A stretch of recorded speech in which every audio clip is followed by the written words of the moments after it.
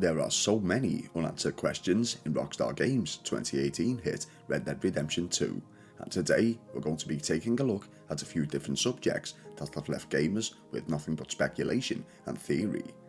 Welcome to the video. You're listening to Phil of Philby Gaming. If you enjoy the following, you all know what to do, and if you're not subscribed to the channel, please consider doing so.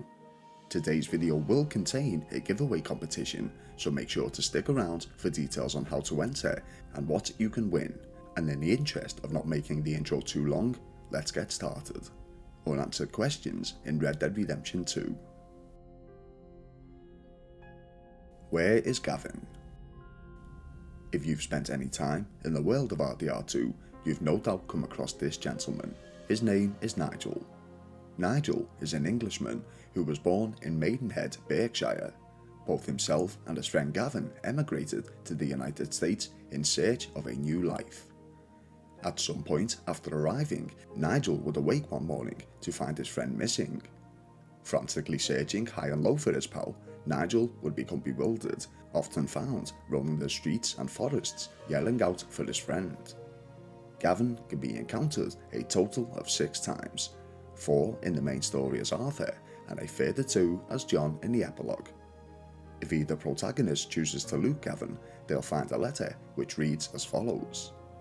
Dear Nigel, I was so happy to hear from you. I cannot believe it, mate. My 2 friends, you and Gavin, boys I grew up with, now real rich and successful cowboys in America. That's incredible news. Well done, mate, seriously, well done. I knew you and Gavin would find success over there. I mean, it stands to reason. A pair of boys from little old Maidenhead, Berkshire, now successful over in America. I might come and join you myself, now that you two have done so well. Both of you rich and living in big mansions with servants and all them cattle. I remember when the height of your ambition was pretending you were a Londoner and seeing if you fooled those Scotch boys we met by the barracks. Funny thing is, Gavin never mentioned none of this in his letter, but he always was a bit of a quiet one, and I reckon you wrote after he did. Either way, I'm made up for the pair of you. Made up. Cowboys. Millionaires. We miss you, especially your mum since your dad passed on, but she told me she was so proud of you. Even Gavin's ma was happy. She said her usual piece about not thinking you had it in you, but she smiled and said she knew her boy would see sense or make sense or something eventually. Berkshire forever. Your pal Tom. P.S. I saw that bloke, Brian Gold, the other day in the market. He said some real odd things about you, which I said weren't true. Bet he's laughing on the other side of his face now. The letter begs more questions than answers.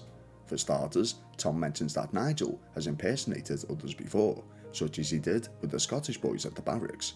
This may seem an innocent joke, but it could be early signs of a personality disorder.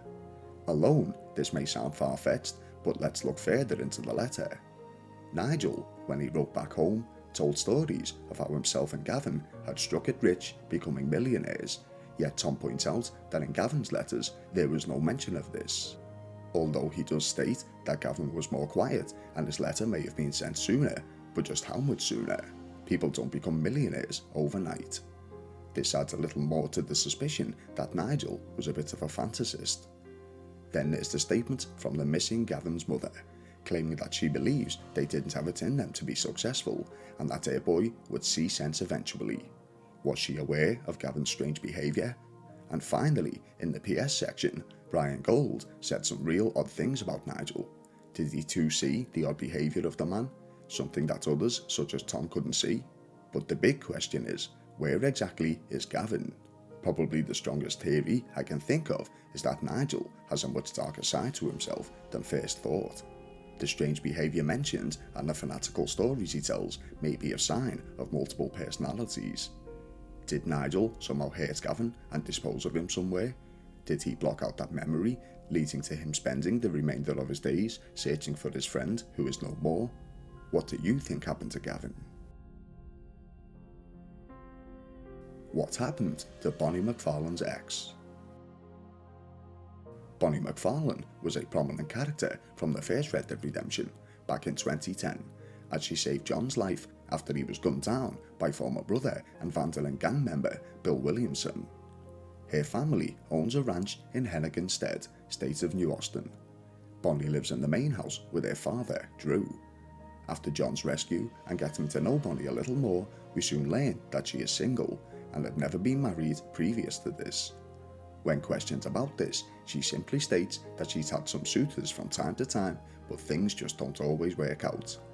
The duo first meet in 1911, but in Red Dead Redemption 2, set some years before, in 1899, Arthur can find the remains of one of those suitors laying next to a crashed boat, and on his person is a letter addressed to Bonnie. It reads as follows: Dear Miss McFarlane, I'm sorry. I said it, I'm sorry. You're right. I do let things get out of control in my head. I always have. I see that, but I love you. We are meant to be together. It is our destiny. I know it is. I saw us in a dream, raising kids. You were very happy as my wife, and I was proud to be your husband. Dreams don't lie, and neither do I. I'm heading off to make my fortune, and when I come back a rich man, you'll see what a fine husband I will make you, and a father to our children. And no, I won't grow up. On that subject, you're wrong.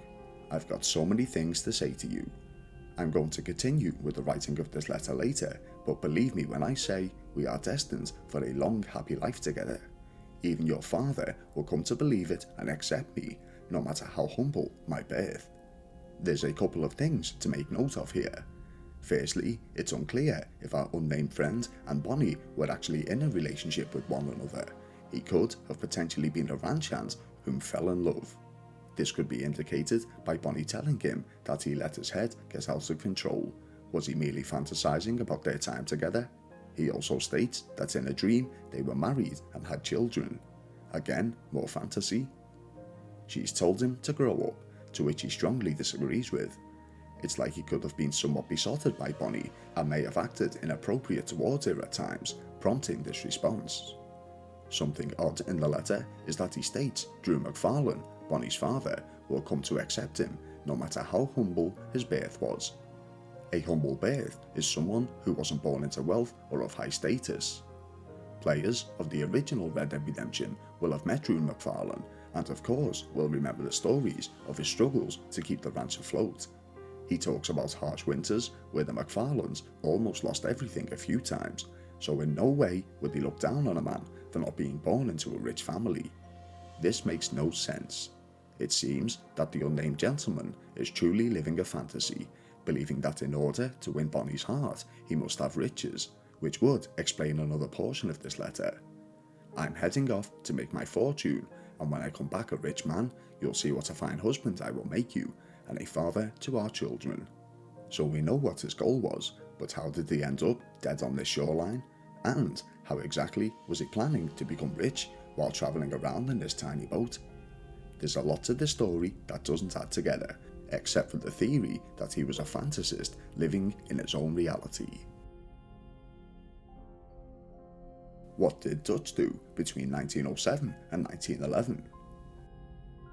Throughout our time in Red Dead Redemption 2, the player can learn a lot about the history and lore of the gang, from its roots right up until the day of the Blackwater ferry heist. The latter part of 1899 saw the downfall of the Van der Linde gang, with each member either being killed or simply disbanding. The story of Dutch's mental decline is a sad one, as we see him somewhat feel remorse for his behaviour as he walks away from a dying Arthur, and then again when he saves John Marston from Micah Bell. This seemed to be a turning point for Dutch, or so some would believe, but when we are reunited with the man in 1911, he seems more sadistic than he was during 1899. By the time we step into the boots of John Marston in Red Dead Redemption, Dutch has fully snapped by this point. We know that he's recently formed a new gang, primarily consisting of a Native American tribe, but what were the events that led to this? There's a 4-year gap with some unexplained answers. For example, when Dutch walked away from John, where did he spend the next couple of years, and exactly what was he doing all this time? How did he manage to evade the Pinkertons, and then later the Bureau, when they are caught up with, or at least knew the general whereabouts of every last member of the Van der Linde gang? The only thing that players can really speculate is that he was in hiding. Dutch spent his entire adult life teaching his family that they weren't hiding from anyone, and that they just refused to conform to society's ways.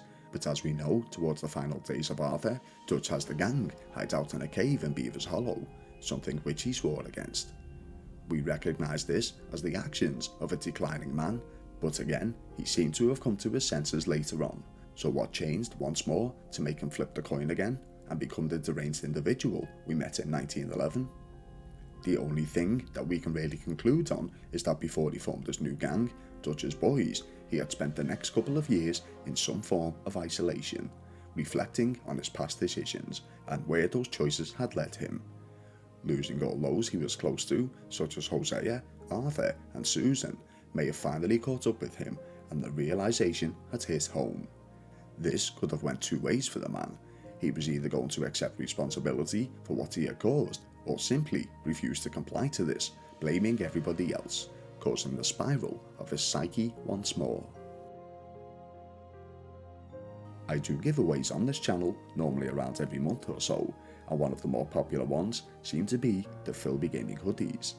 If you want a chance to win one of 3 of these, simply write in the comment section that aside from Red Dead Redemption 2, what other game or games you guys enjoy playing. That's all. I'll close the competition around 1 month from today, where winners will be drawn using a random spin wheel as usual.